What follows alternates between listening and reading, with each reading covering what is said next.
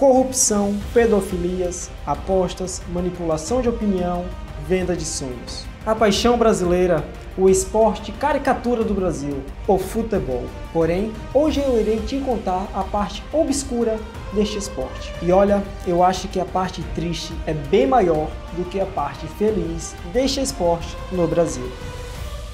Em 1996, a seleção brasileira assinou um contrato com a Nike.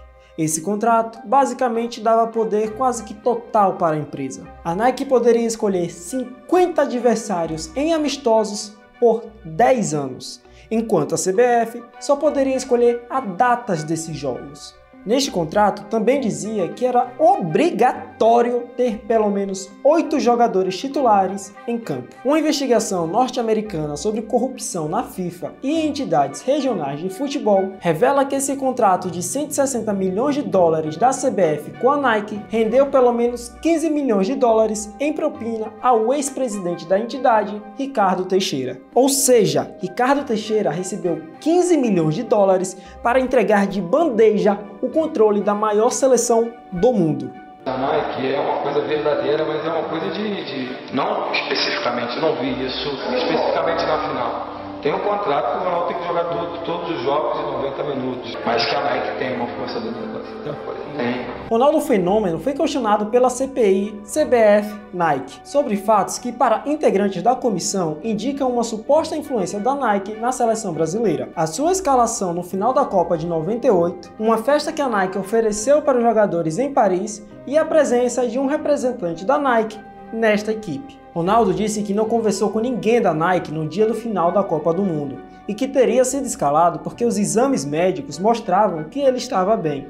Ricardo Teixeira, que foi presidente da CBF de 1989 a 2012, foi banido do futebol pela FIFA, após a comprovação de que recebeu mais de 30 milhões de reais em propinas. Também responde a processos nos Estados Unidos e na Espanha. Então, em 2012, a CBF precisava de um novo presidente e chamaram o José Maria Mariano, que ficou no cargo até 2015, quando foi condenado pela justiça norte-americana por 6 crimes, dentre eles organização criminosa e lavagem de dinheiro. Foi preso na Suíça em 2015 durante uma operação do FBI que revelou o FIFA Gate, no qual a Nike foi acusada de oferecer propina a dirigentes colombianos. Calma, que a gente está só no início, porque em 2015 o Marco Polo Del Nero assumiu a presidência da CBF, mas já em 2017 também foi banido pela FIFA. Marco Polo recebeu sistemáticos aportes de dinheiro de José Rahuila,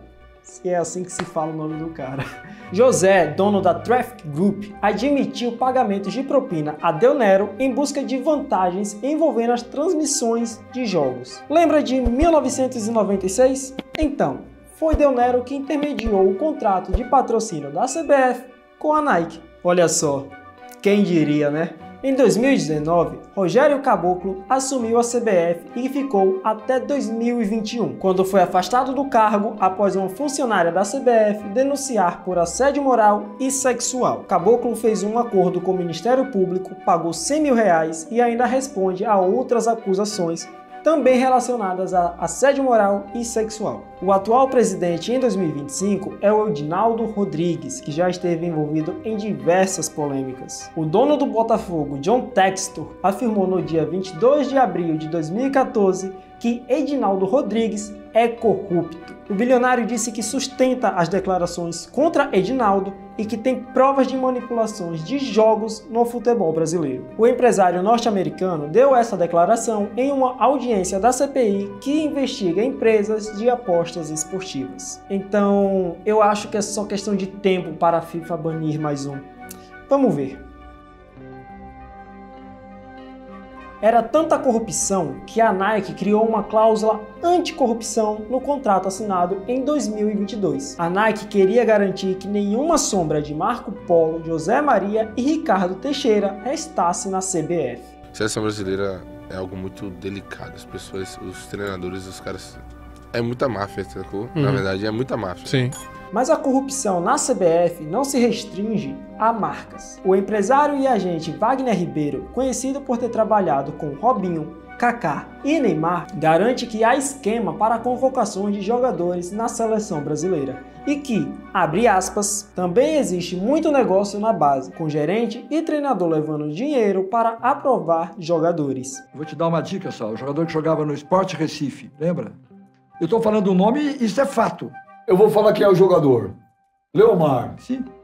Quem é Leomar? Desculpe, com todo respeito. Isso é o treinador que você está citando, é o Leão. Sim, que era o treinador de esporte. Falam que ele foi convocado porque o Leão o convocou, que tinha uma relação boa com o empresário dele. Eu não posso provar, eu não sei se é verdade. Agora, que falam isso, você já ouviu. Um dos objetivos nossos era valorizar o Leomar como um atleta que foi do Sport Clube do Recife, uma grande entidade, e que jogou na seleção brasileira. Você descobriu algo mais dentro do futebol que te deixou abismado? Não é possível que isso exista dentro do futebol? Totalmente. Por exemplo, a quantidade de convocações para a seleção brasileira que não atendiam ao mérito, atendiam apenas à necessidade mercadológica de se dividir lucros com empresários. Se eu convocar X jogador, esse jogador vai passar a valer muito mais. Esse lucro vai ser repartido entre várias pessoas, dirigentes, empresários e quem encaminha o próprio jogador. Mas a corrupção não fica restrita à CBF.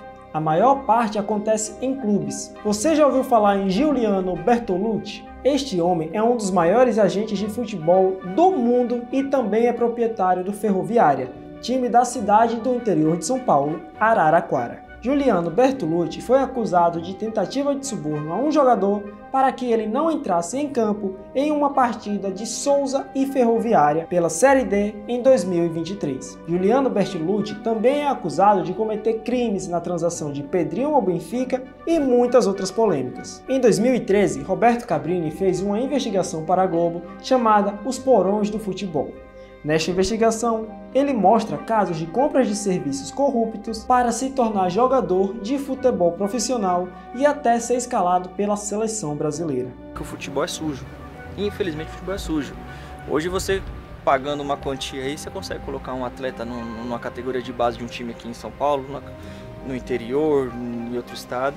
Você paga para colocar o atleta. Que hoje é mais fácil de jogar que antigamente. Porque antigamente Você acha que hoje é mais fácil? Hoje sim, hoje é mais fácil. Hoje tem pessoas que querem colocar uma pessoa num clube, dar um dinheirinho. Hoje tem uma máfia envolvida, entendeu? Tem uma máfia hoje envolvida. Bom, se é mais fácil, eu não sei.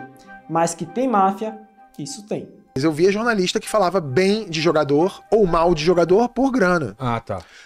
Até hoje dizem que em alguns lugares rola isso. É mesmo? É.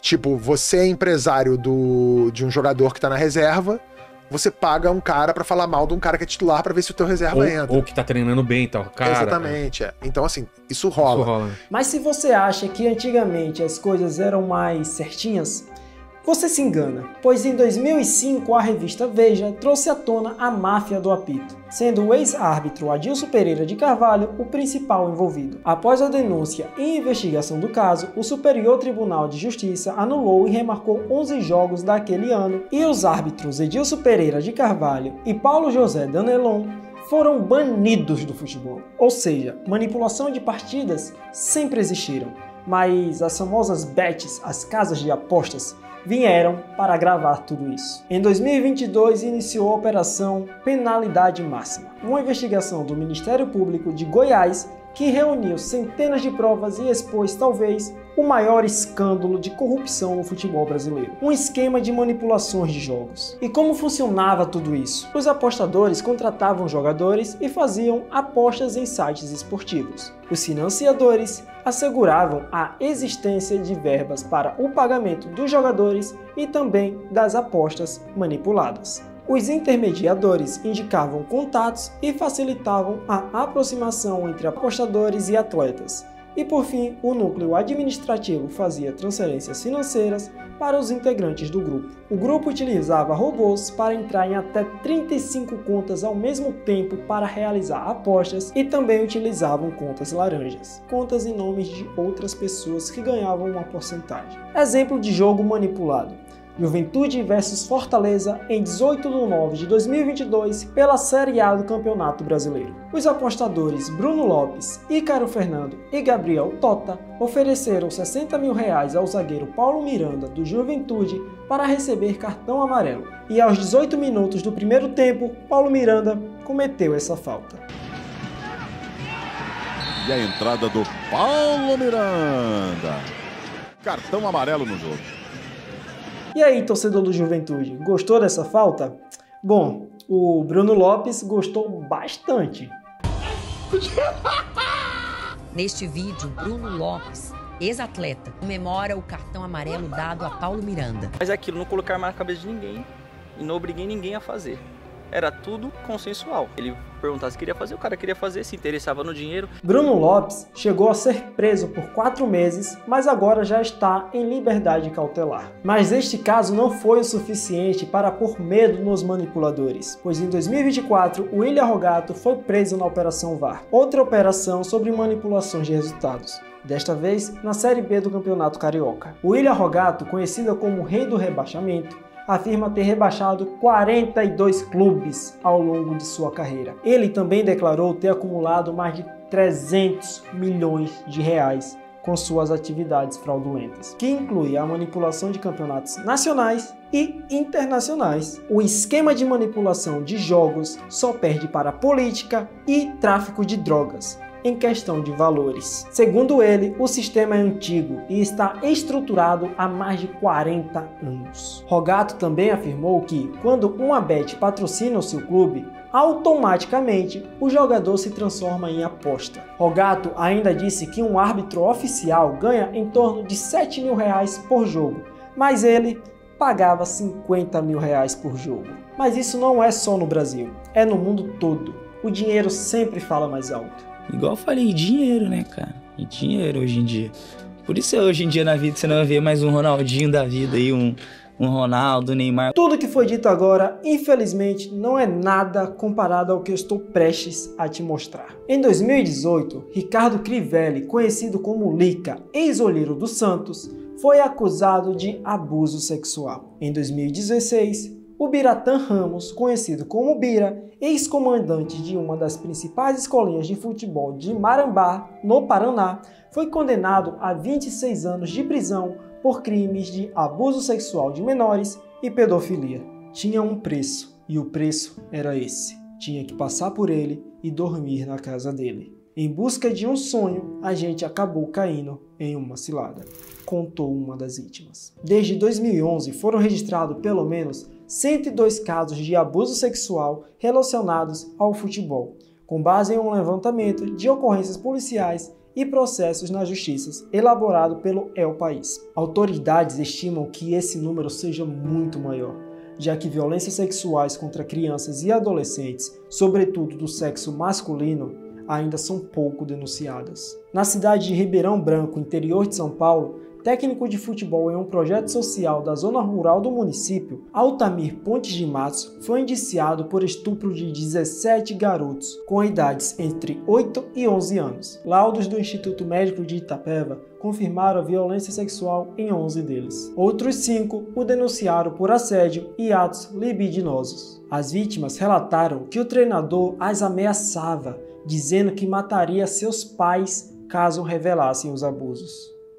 E estes são apenas alguns casos. Não pense que é algo raro, pelo contrário, com uma rápida pesquisa no Google, você infelizmente encontra muitos outros casos parecidos. Há alguns projetos de lei que tramitam na Câmara, como fiscalização das escolas de formação pela CBF, registro obrigatório de clubes e escolinhas em conselhos tutelares e exigências de certidões negativas de antecedentes criminais para profissionais que trabalham com crianças. Mas será que só isso é o suficiente? O submundo do futebol brasileiro é muito amplo e eu tenho certeza de que eu não falei sobre muitas coisas. O primeiro caso registrado foi em 1982, com 125 pessoas envolvidas em uma armação de 13 jogos listadas na loteria esportiva pela Caixa Econômica Federal. Estamos muito longe de ter um futebol justo e seguro e, sinceramente, eu não tenho esperanças que vá melhorar.